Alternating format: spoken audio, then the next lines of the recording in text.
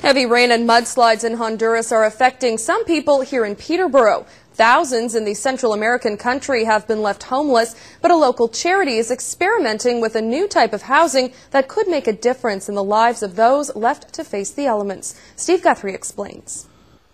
When the rains hit those parts of Honduras where the poor live, the soil quickly gets saturated and sometimes gives way, taking hillside homes with it. Volunteers in the area with Friends of Honduran Children saw the importance of developing a type of shelter that could be quickly built. This plastic laminate material was designed for building walk-in freezers, but a Honduran architect saw its potential as building material. In November, when I was down in Honduras, the other architect that we work with down there, who's our translator, he said, "Have you looked at these things or ever seen these things?" I said, "Well, I did 2 years ago, but they were too expensive, or at least we found them too expensive." He said, "Well, that we got a price for them, and they're only this much." And his price was $5,000 or so for a 24 by 24 unit. This prototype home was built by volunteers in under 2 days at a warehouse at the Canadian Canoe Museum.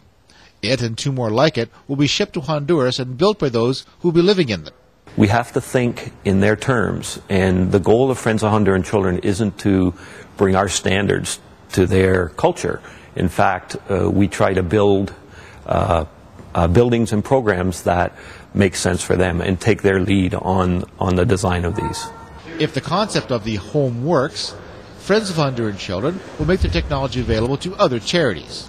If you think of a playbook, we now will have this in our playbook for future disasters. And who knows, if you think out of the box, that as disasters hit other parts of the world, if Friends has proven this technology, it's available to other organizations for other disasters.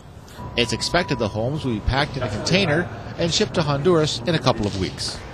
Steve Guthrie, Checks News Watch, Peterborough.